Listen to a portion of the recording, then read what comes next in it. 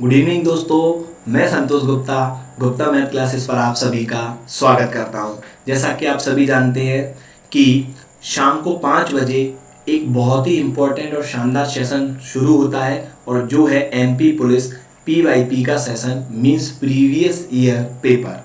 तो सबसे पहले जो लोग चैनल को पहली बार देख रहे हैं वो लोग सब्सक्राइब करें। अगर आपको क्लास पसंद आए तो आप इसे लाइक और शेयर भी जरूर करें। बात कर लेते हैं कंप्लीट टॉपिक्स की। तो ये जो टॉपिक्स हैं जो आपको दिख रहे हैं ये सब कंप्लीट हो चुके हैं। तो जो स्टूडेंट इन टॉपिक्स को नहीं देख पाए या पढ़ना चाहते हैं तो प्लेलिस्ट से आप पढ़ सकते हैं या फिर डिस्क्रिप्शन में इनकी लिंक दी हुई है। बहुत ही शानदार तरीके से हमने बेसिक से हाई लेवल तक के क्वेश्चन इसमें कवर किए हैं। साथ ही साथ इन सभी चैप्टर्स के टेस्ट भी हो चुके हैं और वो टेस्ट इसलिए इंपॉर्टेंट है क्योंकि उसमें मैंने आपको प्रीवियस ईयर के 17, 18, 19 के क्वेश्चन दिए हुए हैं। तो जिन लोगों को लगता है कि नहीं सर हमें ये चैप्टर तो आते हैं, कोई बात नहीं, तो आप इन टेस्ट को एक बार दे के जरूर देखें और फिर आप जब टेस्ट नहीं बने तो फिर सॉल्यूशन भी उनके दे रखे हैं तो आप वहाँ से भी उनके सॉल्यूशन भी देख सकते हैं।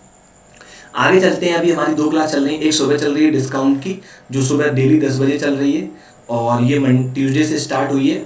और अगर हम सेकंड क्लास की बात करें जो अभी शाम को 5 बजे पीवाईपी सेशन चलता है, अभी अल्टरनेट चल रहा है और अभी कुछ ही दिनों में 2-4-5 दिन में ये आपका रेगुलर हो जाएगा। तो फिर आपकी पूरे वीक क्लास लगेगी। पीवाईपी सेशन उन लोगों के लिए इम्पोर्टेंट है जो किसी भी एग्जाम की तैयारी कर रहे हैं, चाहे वो एसएससी सीएचएसएल हो, सीजीएल हो, एसएससी, आरआरबी, बैंक, रेलवे, कोई भी एग्जाम हो आपका स्टेट का। आपको ये टीसीएस के पेपर क्वेश्चन देखने को मिलते हैं कि टीसीएस के पेपर का लेवल क्या होता है।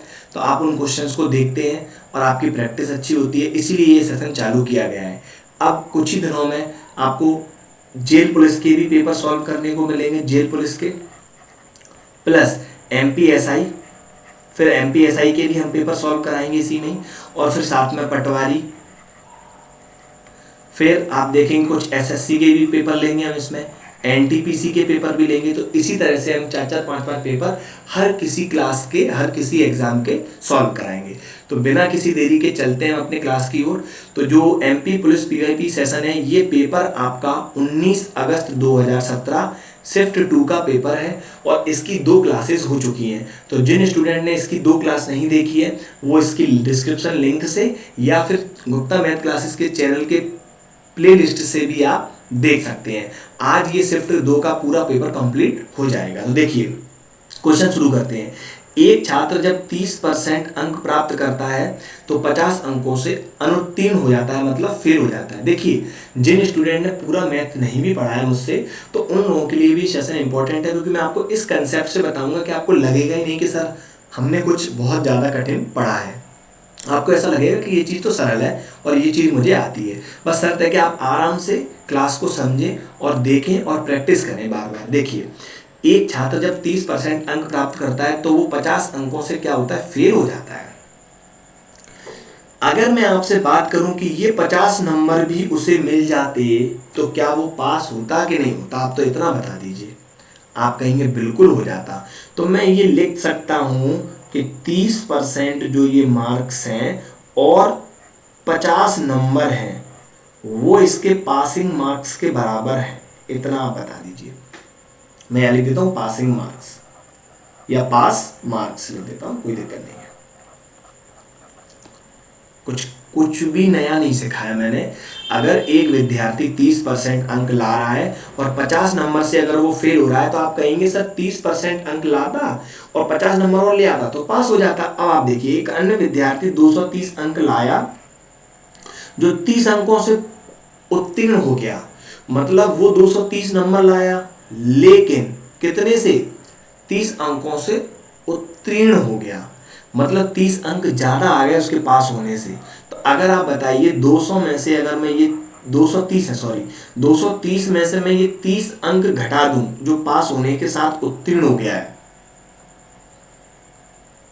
तो आप कहेंगे उसके नंबर कितने आए होते, तो आप कहेंगे 200, यानी 200 नंबर पर फिर वो पास होता, ज़्यादा नंबर नहीं आते। तो ये पासिंग मार्क्स के बराबर है।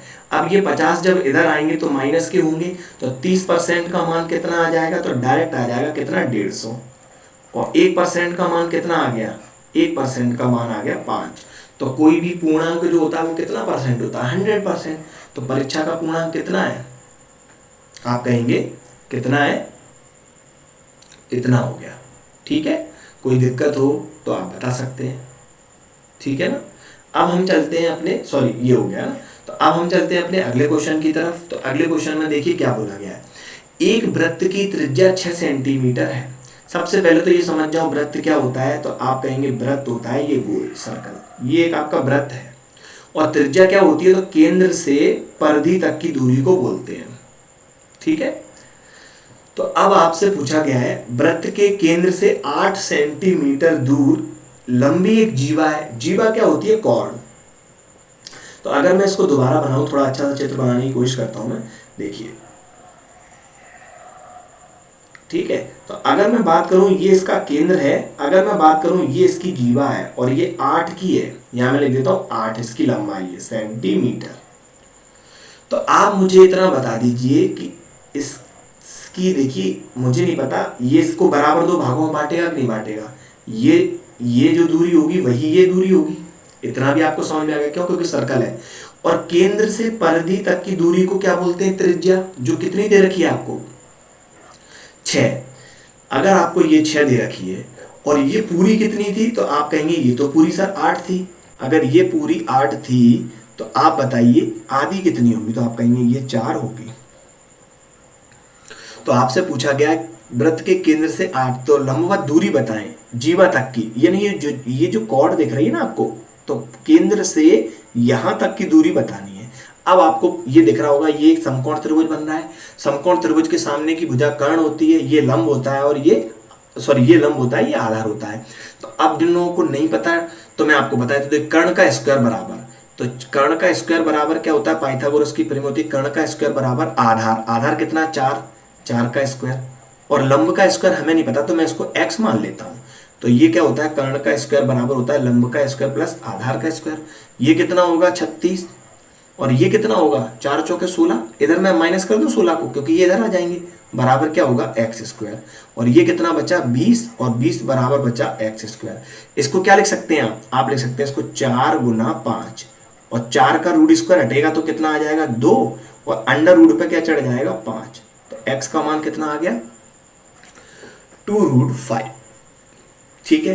देखिए भले ही ये एडवांस का मैटर है, एडवांस का चैप्टर है, लेकिन जब मैंने आपको समझाया तो पाइथागोरस की प्रमेय तो आपको पता है, कर्ण का स्क्वायर बराबर आधार का स्क्वायर प्लस लंब का स्क्वायर होता है, उससे आपका आंसर आ गया। ये लंबाई पूछी थी आपसे, तो x का मान कितना आ गया, 2√5 सेंटीमीटर। एक नंबर आपको यहां मिलेगा। अब हम चलते हैं अपने अगले क्वेश्चन की तरफ।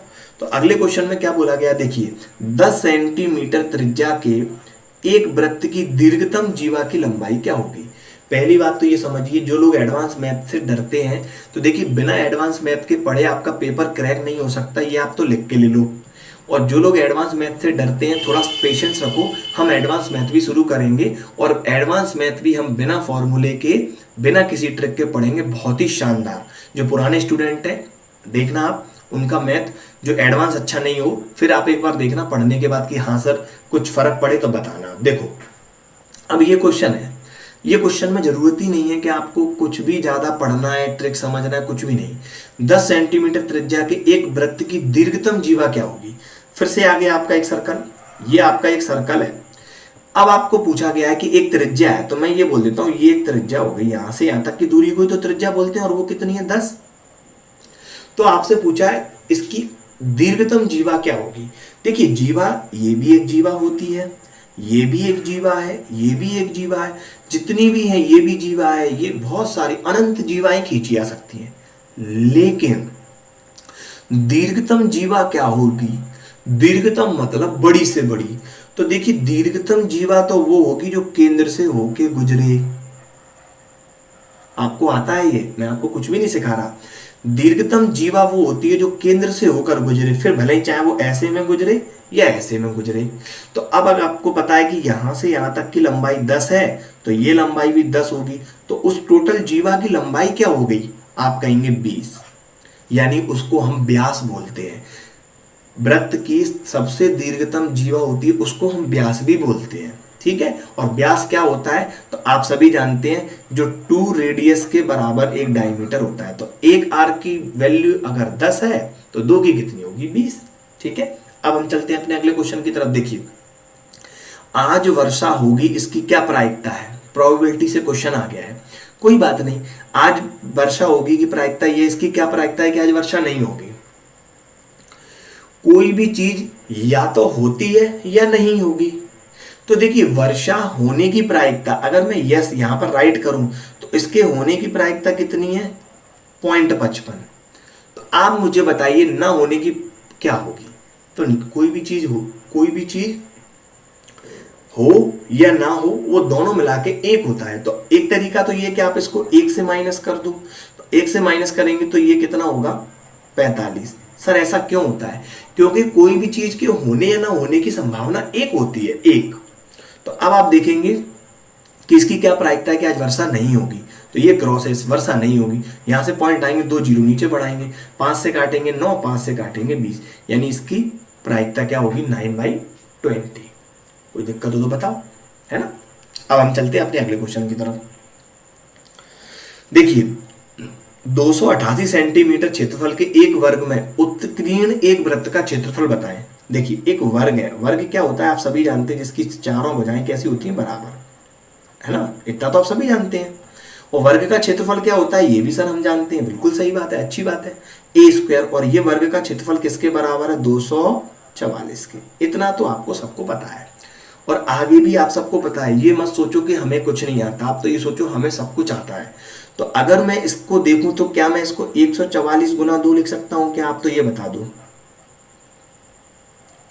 ये 288 है ना, इसको 88 कर लेना, लिख सकता हूं ना। तो अब ए कितना आएगा? ए मतलब इसकी भुजा, तो इसका स्क्वायर हटेगा। तो देखना ध्यान से, 144 किसका होता है? 12 का, और 2 का कुछ नहीं है तो क्या लग जाएगा? जिसका कोई जोड़ीदार नहीं होता उस पर रूट लग जाता है। आप तो ये मानिए जिसकी शादी नहीं हो गई होती तो फिर आदमी क्या उसको समाज से अलग कर देता है? तो ये 2 अकेला है, तो जब इसका कोई पार्टनर नहीं होगा तो समाज से अलग कर देगा। अलग मतलब उसको छाता पहना दिया कि तुम इसकी छत्र छाया में रहो, ठीक है। तो इसकी ये भुजा, अब मैं आपको थोड़ा बड़ा बना के दिखाना चाहता हूं। ये एक वर्ग है, और अगर ये वर्ग है तो वर्ग की एक भुजा मिल गई मुझे 12√2। तो वो ये पूछ रहे हैं कि इसके उत्कीर्ण, उत्कीर्ण देखिए इंग्लिश पढ़िए, इंस्क्राइब्ड।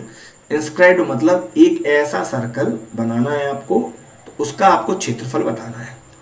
कैसे बताएंगे सर? अगर आपने इतना कर लिया तो अब आपका आंसर आ गया है। कैसे? देखिए, यहां से यहां तक, देखिए वृत्त का क्षेत्रफल क्या होता है? तो ये तो आपको भी पता है, पाई आर स्क्वायर होता है कि नहीं होता? पाई की जगह मैं पाई लिख देता हूं। 22/7 क्यों नहीं लिखोगे? क्योंकि ऑप्शन चेक कर लो भाई साहब, ऑप्शन में पाई लिखा हुआ है, इसीलिए आपको पाई का मान नहीं लिखना। तो आर कैसे निकालें? तो देखिए, आर निकालने का तरीका देखिए, यहां से यहां तक की दूरी, केंद्र से परिधि तक की दूरी को ही तो त्रिज्या बोलते हैं। अब आपको बताइए यहां से यहां की दूरी कितनी है? 12√2। तो ये इसकी आधी होगी कि नहीं होगी? क्योंकि ये वर्ग, बाहर एक वर्ग है और अंदर एक वृत्त है। तो आप कहेंगे बिल्कुल, तो 12√2 को आधा करोगे तो क्या करना है? आधे का मतलब होता है 2 से भाग, यानी कितना हो जाएगा? 6√2। तो यानी ये हो जाएगा आपका पाई और 6√2 का स्क्वायर। इसका मतलब होता है इसको 2 बार लिखना, तो मैं आपको 2 बार ही लिख रहा हूं। देखिए 6 और 6 कितना होता है? 36 होता है। अंडर रूट का मल्टीप्लाई होता है सिंगल 2, मतलब अगर अंडर रूट 2 है तो 2 बनेगा। 36 दूनी कितना? 72 पाई। अब आप बताइए क्या कठिन है इस क्वेश्चन में? बल्कि ये क्वेश्चन आपके सिलेक्शन के हैं बिल्कुल। अब हम चलते हैं अपने अगले क्वेश्चन की तरफ। तो देखिए, बोला गया है जब @ लिखा है, कुछ एक संख्या लिखी है और के x-3 बराबर x² और ये है, तो इसका मान क्या होगा? मतलब यहाँ आप ये इसकी जगह क्या आएगा? यानी यहाँ मैं क्या लिख दूं कि ये आ जाए सॉल्व होके। तो देखिए, मैं इसको क्या ऑप्शन से ही चेक करना पड़ेगा आपको। तो अगर मैं इसको लिख दूं, पहले ऑप्शन को ही चेक करता हूँ, x² - x - 2, और इसको मैं इससे मल्टीप्लाई करूंगा x - 3 से, तो क्या ये आएगा? केवल इसका यही एक तरीका, और कोई तरीका नहीं। देखिए, x² का x से करेंगे तो x³ आ गया, मैं यहाँ लिखने वाला हूँ। पहले x का कर रहे हैं, x का x से करेंगे तो माइनस के x², x का इससे करेंगे तो माइनस के 2x। x का काम खत्म हो गया, इस पर लाइन बना दी। अब 3 का मल्टीप्लाई x में करेंगे तो माइनस का है तो माइनस के 3x²। 3 है, माइनस का इससे कर देगी, माइनस माइनस क्या होगा? प्लस के 3x। और 3 का फिर होगा तो माइनस माइनस प्लस के 3 दूनी 6। अब आप देखिए एक्स क्यू तो एक ही है, तो ये हो गया आपका एक्स क्यू। एक एक्स स्क्वायर ये है और 3x स्क्वायर ये है, क्योंकि दोनों ही माइनस के हैं तो माइनस का कितना होगा 4x स्क्वायर। अब आप देखेंगे 3x ये है, ये माइनस के 2x है, तो 1x प्लस का बचेगा और ये कितना बचा है 6। तो आपका पहला ही ऑप्शन आपको सेटिस्फाई करा गया। छोड़ने की जरूरत नहीं है, क्योंकि छोड़ो तो वहां जब आपको कुछ ऐसा पता हो कि हमें आता ही नहीं है, आपको तो कुछ नहीं मल्टीप्लाई करना, मल्टीप्लाई करना हमने सबसे पहले ही सीखा होता है स्टार्टिंग में। अब हम चलते हैं अपने अगले क्वेश्चन की तरफ। तो देखिए इस क्वेश्चन को कैसे करेंगे, इस क्वेश्चन को तब तक आप करने की कोशिश कीजिए, ठीक है ना।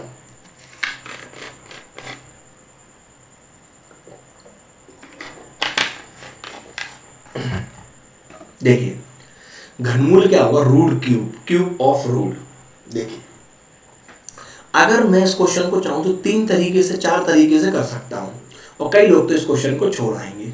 कैसे, देखो अगर मुझे ये पता है, देखना ध्यान से, आज मैं आपको इसी क्वेश्चन पर अपने दिमाग की पूरी ताकत लगाने वाला हूं, आप सबकी लगवाने वाला हूं। देखिए पहले तो ये बताइए ये माइनस में है और ये प्लस में है, मतलब ये जो वैल्यू है ये प्लस में और रूट क्यूब है, तो आपको पता है आंसर माइनस में आएगा कि प्लस में। पहले तो इतना बता दो कॉमन सेंस से, अगर मैं आपसे कहूँ ये संख्या माइनस की है मल्टीप्लाई में और ये भी माइनस की मल्टीप्लाई में, तो आप तुरंत कह दोगे सर आंसर प्लस में आएगा। लेकिन अगर मैं आपसे कहूँ ये माइनस में और दूसरी संख्या प्लस में है, तो आंसर किस में आएगा, माइनस में। तो पहली बात तो ये पक्का है, ये आंसर नहीं होगा, ये आंसर नहीं होगा। एक दिमाग तो यहां लगवा दिया मैंने आपका। दूसरा ये सोचो 27 किसका होता है, 27 सर 3 का होता है। 27 किसका होता है, 3 का। अब आप मुझे बताओ, कॉमन सेंस लगाओ, अगर मैं 3 में 27 में एक तो मिल गया ना, मुझे दूसरा निकालना है, उससे भाग दूं 7, 7 आएगा नहीं आएगा। क्या 7 का ये क्यूब होता है, 7 का क्यूब क्या होता है बताइए, 343। तो अब आप केवल एक ही ऑप्शन लगा के आओगे। एक तरीका तो ये, मान लो ये दिमाग में नहीं आया, कोई बात नहीं, इतना तो आ गया कि सर ये इसका क्यूब कितना होगा 3 और इसका क्यूब कितना होगा। तो देखो मैंने आपको कई बार बोला है, जब आपके एग्जाम में क्वेश्चन आते हैं तो कम से कम आपको 20 से 25 तक के तो क्यूब रटे होने चाहिए और 40-50 तक के स्क्वायर, ये आपकी काफ़ी हेल्प करते हैं एग्जाम में। तो ये किसका होता है, तो ये होता है 14 का क्यूब होता है ना, 14 का क्यूब होता है, क्योंकि 14 का स्क्वायर 196 होता है और इसका ये होता है। तो अब आप देखेंगे ये माइनस है, तो 14 ये कितना हो गया, माइनस के 42, है ना। एक ये तरीका है। एक तरीका और है इसका, सर ये तो आपको याद था इसलिए आपने कह दिया, हमें तो याद नहीं हुआ, तो कोई बात नहीं, उसका भी इलाज है। यहां हर मर्ज की दवा है, बस अगर जरूरत है तो एक अच्छे डॉक्टर की। देखिए ये कितना है, देखिए आप बताइए 7 है ये, 7 का 4 से मल्टीप्लाई कर लो आप, तो 7 चौके 28 होता है सर। 8 आ गया कि नहीं आ गया यूनिट प्लेस पर। मुझे नहीं आता ना, तो मुझे 3 का क्यूब आता है ना मुझे 14 का आता है, लेकिन अगर मैं इसको मल्टीप्लाई करूं तो यूनिट प्लेस पर क्या आ रहा है 8। अब आप बताइए 8 किसका क्यूब होता है, दिमाग लगाओ थोड़ा। आप कहोगे 1 का कभी भी क्यूब होता है 8, कभी नहीं होगा, कभी नहीं होगा। इतना आप समझिएगा कि सर माइनस में वैल्यू आने वाली है, 2 का क्यूब होता है, ठीक है। अब एक क्वेश्चन दिया गया है कि एक गांव की वर्तमान जनसंख्या 28,000 है, यदि 5% प्रति वर्ष की दर से बढ़ती है तो 2 वर्षों के बाद जनसंख्या कितनी होगी। इस क्वेश्चन को भी आप 2-3 तरीके से कर सकते हो, लेकिन मैं आपको बिल्कुल बेसिक कंसेप्ट से बता दूं। देखिए 5% की दर से जनसंख्या बढ़ रही है, ये बात तो आप मान गए, तो 5% का मान कितना होता है, बस इतना बता दो, अब मेरा काम बन जाएगा। आप कहेंगे सर 1/20, चेक करोगे परसेंट आओगे, परसेंट आएंगे तो नीचे 100 आएगा, 5 से काटोगे तो 1/20, यानी 20 पर 1 बढ़ेंगे। तो आज अगर लोग 20 हैं तो वो 1 बढ़ के कितने होंगे 21, लेकिन 2 साल का मामला है, तो जितने साल का मामला हो या तो आप फिर से इसको 20 और 21 कर दो, या जितने साल का मामला हो 2 साल का, 3 साल का, 4 साल का, तो उतनी पावर लगा दो आप, है ऐसा भी हो सकता है बिल्कुल। 20 का स्क्वायर 21 का स्क्वायर, तो ये अब ये पहले की जनसंख्या है, ये 2 साल बाद की जनसंख्या है। तो आपको क्या दे रखी है, वर्तमान जनसंख्या।